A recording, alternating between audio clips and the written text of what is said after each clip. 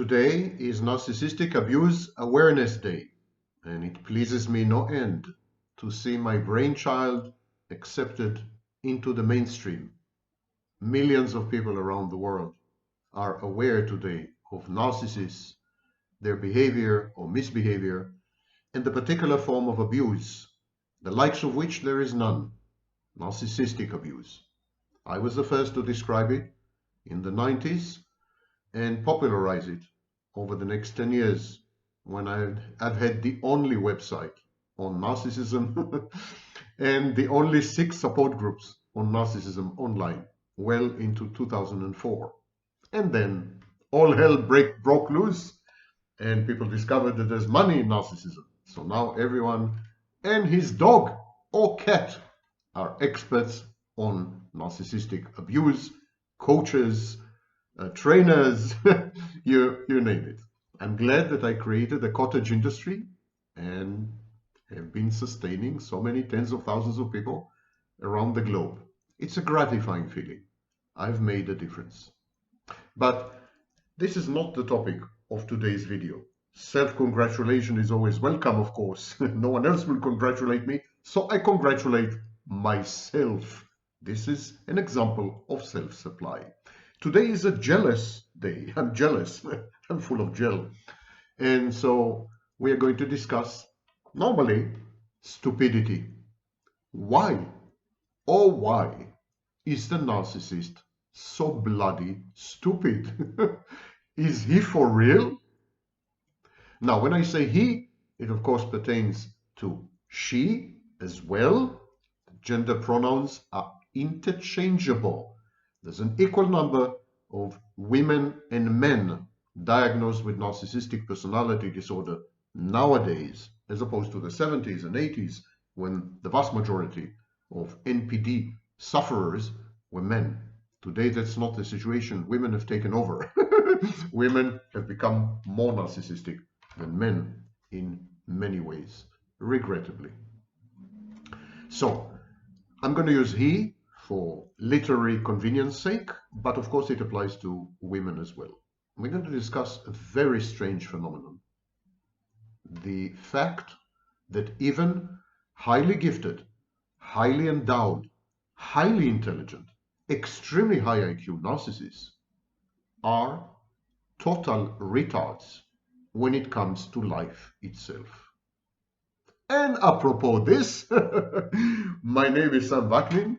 I'm the author of Malignant Self-Love, Narcissism Revisited. I'm a former visiting professor of psychology in Southern Federal University in Rostov-on-Don in Russia, and I'm entering my 11th year on the faculty of CIAPS, the Commonwealth for International Advanced Professional Studies, in Cambridge, the United Kingdom, Canada, and with a campus in Lagos, Nigeria. Now that you have my academic resume, let us proceed to what interests you most. And what interests you most is Sam Vaknin's hair. No, I'm kidding. What interests you most is, of course, narcissistic abuse and its multifarious manifestations. Let's start with facts, as we usually do.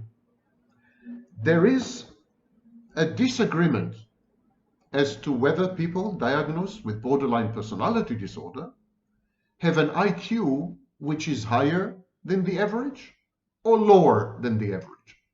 Carver in 1977 came up with a former answer. BPDs, borderlines, are more intelligent than the average population.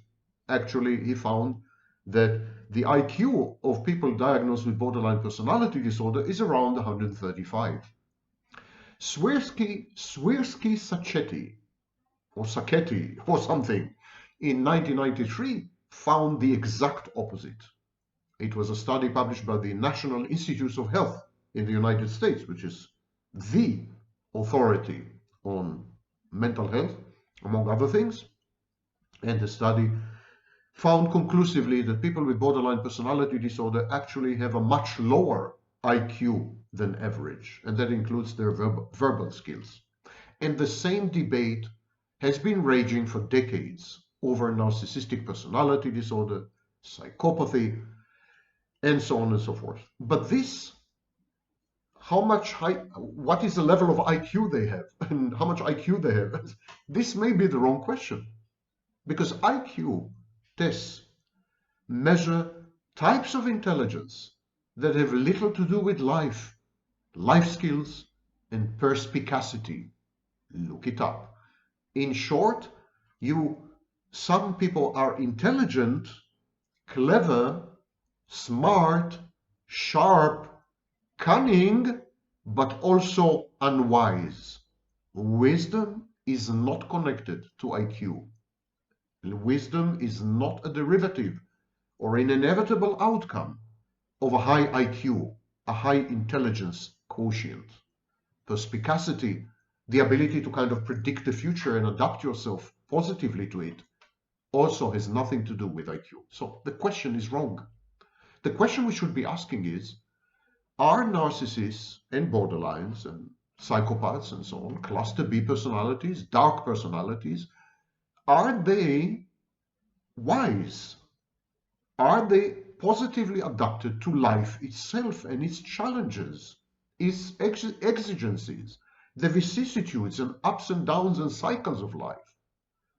Are these people built to live and to survive and to thrive? Or does the disorder preclude all these? This is the topic of today's video. A few terminological issues, lexical points. Pseudo-stupidity is not the same as stupidity. Pseudo-stupidity is pretending to be stupid, acting as if naive, but actually behind the scenes being very, very sharp and cunning and manipulative and so on. This is pseudo-stupidity. Stupidity is actually being stupid, being inane and effete, and